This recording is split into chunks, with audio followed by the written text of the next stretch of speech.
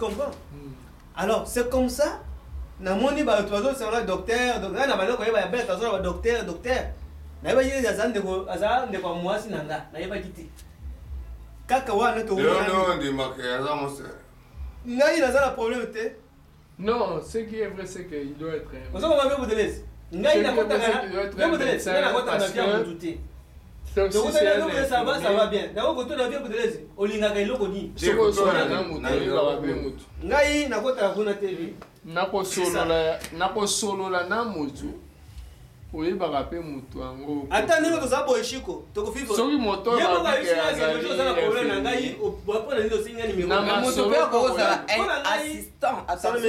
premier assistant médical. Il y a médecin, il y a son assistant médical. Pourquoi vous le mettez en question? Chico, pourquoi qu'on conteste? Pourquoi ne pas accepter? Nous savons une chose. Nalobi, nous savons une chose. Tu peux être médecin au Congo. Tu viens ici. Je prends l'exemple du docteur Alou. Moi, je suis un Togolaise. Azad médecin na Togo. Mais ça na tropical. Awa tangwaya awa. Kasi awa na tropical kutu. C'est pas après beaucoup d'efforts on va comme reconnaître moi ndambo. Mais tangwaya na ndeko moko ba o ba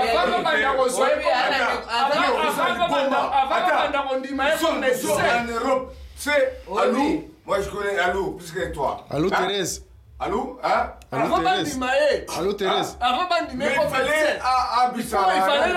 il fallait nous faire chier. Nami Théoyo. C'est comme lui va comment comprendre. Mais d'abord, comme on ne l'apprenait pas au même titre d'un médecin. Allô, ok.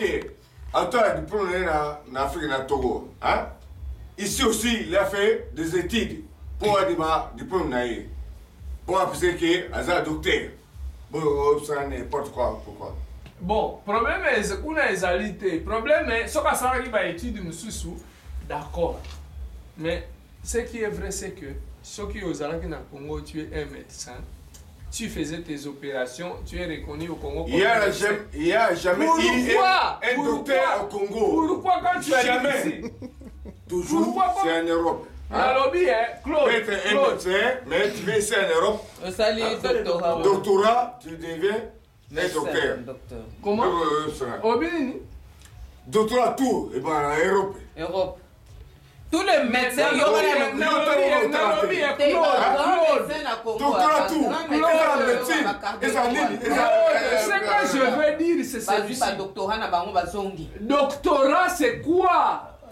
Et tel OPT. Mais moi, ce que je te demande, le doctorat, quand tu parles, c'est qu'est-ce que tu appelles doctorat? Qu'est-ce que tu appelles doctorat? Parce que j'ai l'impression, que dans la confusion, il y a ce qu'on est en train de dire. Mais il n'y a pas licence. Moi, je prends un exemple. La licence, hein?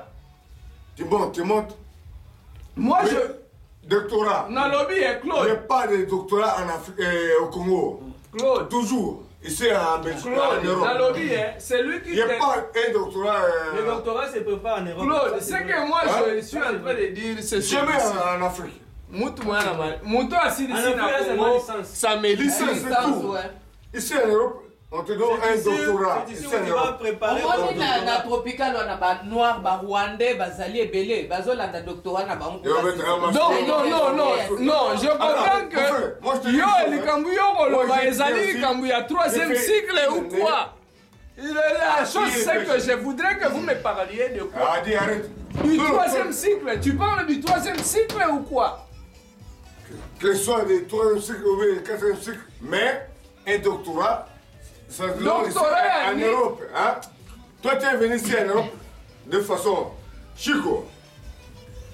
Si tu étais. Non, attends. Ngai problème na ngai ezali na ngote. Yo ozoko mema makambo musika mingi.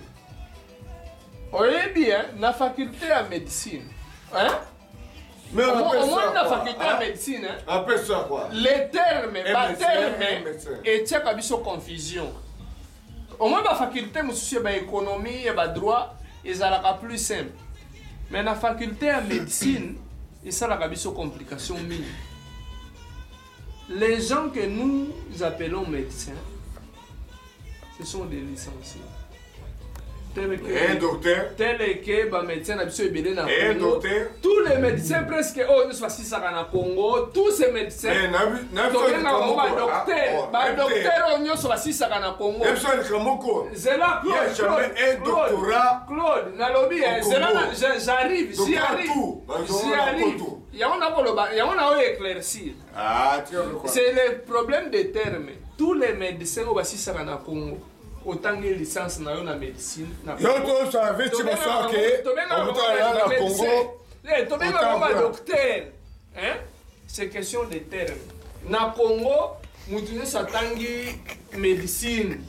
Osali otangi na Congo, tobenga bango ba docteur. Tobenga bango ba docteur. Alors que doctorat, c'est le 3e cycle.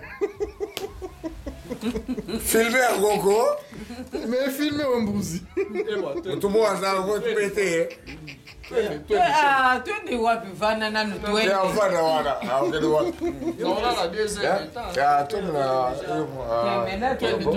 Munga mani Elene munga bani. Ezike. C'est quoi ça?